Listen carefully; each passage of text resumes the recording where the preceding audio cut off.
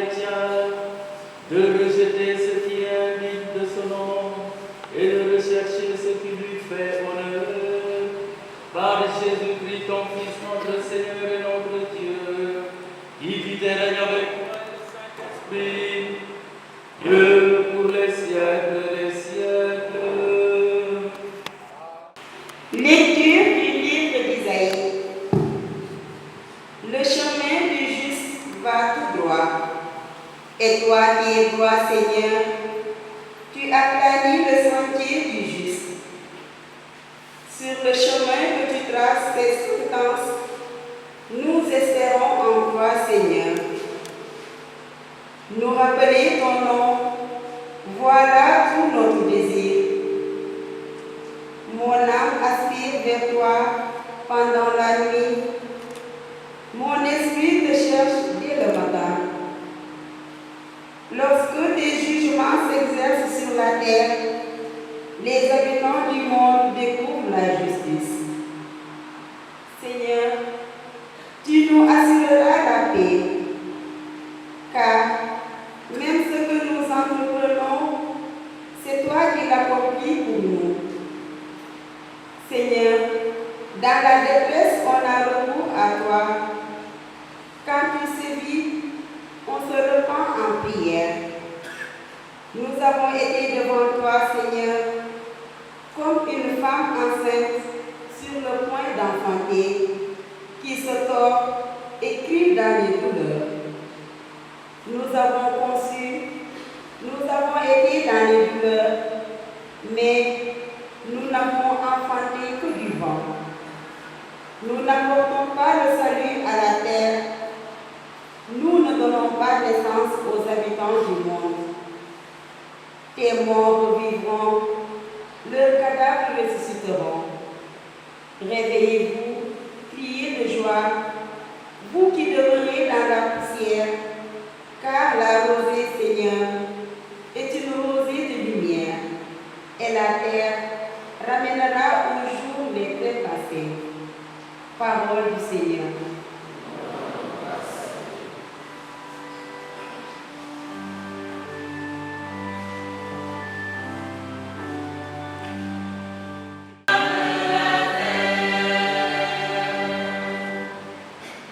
Toi, Seigneur, tu es là pour toujours. D'âge en âge, on fera mémoire de toi. Toi, tu montreras ta tendresse pour Sion. Il est temps de la prendre en pitié. L'heure est venue. Tes serviteurs ont pitié de ces ruines. Ils aiment jusqu'à la poussière.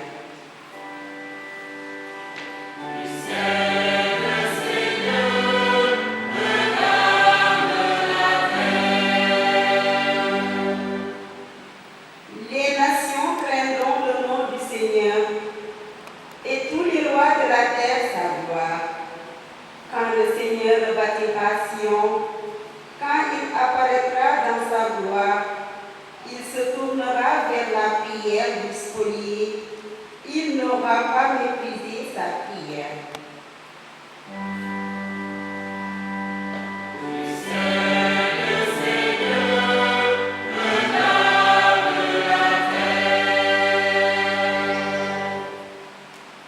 Que cela soit écrit pour l'âge à venir, et le peuple à nouveau créé chantera son Dieu. Des auteurs, son sanctuaire, le Seigneur s'est penché. Et la grâce, en lui toute miséricorde, près de lui le repos.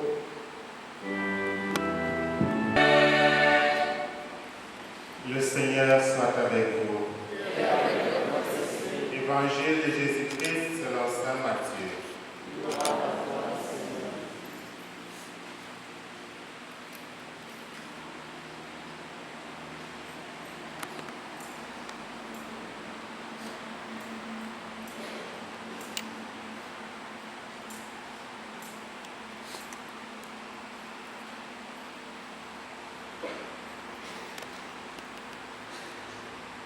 En ce temps-là, Jésus prit la parole. Venez à moi, vous tous qui peinez sous le poids du fardeau, et moi je vous procurerai le repos. Prenez sur vous mon joug, devenez mes disciples, car je suis doux et humble de cœur, et vous trouverez le repos. Oui, mon joug est facile à porter et mon fardeau léger. Acclamons la parole de Dieu. On a chanté tout à l'heure dans le psaume du ciel, le Seigneur regarde la terre, n'est-ce pas? Pourquoi? Parce que tout ce que nous faisons de bien, de beau, n'est-ce pas? Il y a le disque, tout le Seigneur, il fait lever son soleil sur les bons comme sur les méchants, n'est-ce pas? Mais il nous dit, mieux vaut s'appuyer sur lui que de compter sur les puissants, n'est-ce pas? Et il le disait ces jours-ci au jeune roi Akaz. Akaz, il était perturbé, il était parti juste à vouloir s'allier au roi d'Assyrie. Le Seigneur lui rappelle que c'est lui, sur lui le rocher qu'il faut s'appuyer. Mieux vaut s'appuyer sur le Seigneur que de s'appuyer sur des gris-gris. Mieux vaut s'appuyer sur le Seigneur que de s'appuyer sur les coquilles. Mieux vaut s'appuyer sur le Seigneur que de s'appuyer sur les marabouts. Voilà. Surtout en cette période d'examen. Celui qui apprend, il aura. N'est-ce pas? Il peut arriver que les gens aient peur. Nit mun na tiit examen su ñëwee mu tiit. Mais quand on étudie régulièrement, il y a le dossier de bac qui est là, les professeurs ne sont pas fous, ils regardent. Le travail continue. En fait, on ne travaille pas pour l'examen, l'examen c'est un couronnement, mais c'est un travail continu, on travaille pour avoir ça. Voilà, pour faire ça de son corps. Le résultat, c'est le couronnement, n'est-ce pas, de son travail. Et c'est très bon, quand les enfants réussissent, c'est la joie des parents, n'est-ce pas? Sinon, c'est un fardeau. C'est un fardeau. Et notre Seigneur Jésus-Christ nous dit dans l'Évangile que son fardeau est léger. N'est-ce pas? Pourquoi il dit ça? L'Évangile, il faut toujours contextualiser. À l'époque de Jésus, où il y avait beaucoup de prescriptions religieuses, n'est-ce pas? C'était trop nombreux. En plus de ça, les taxes de l'administration romaine étaient très lourdes. Étaient très lourdes du moins. Toutes ces taxes-là et tous ces fardeaux-là, ça devenait impossible à vivre. Et notre Seigneur Jésus-Christ, il dit, venez à moi, vous tous qui peinez sous le poids du fardeau, et moi je vous procurerai le repos. Matthieu 11, 28. Les paroles que Jésus prononce, dit le pape François, indiquent le mystérieux chemin de grâce qui se révèle simple et qui offre un soulagement à ceux qui peinent et qui sont fatigués. Nous sommes parvenus à la fin de l'année. Les gens sont épuisés, n'est-ce pas? Ils sont épuisés de se lever tôt pour amener les enfants à l'école. Ils sont épuisés de se lever tôt pour aller eux-mêmes à l'école s'ils sont enseignants. Ils sont fatigués d'aller même au travail. Et le climat change. Donc c'est lourd pour tout le monde.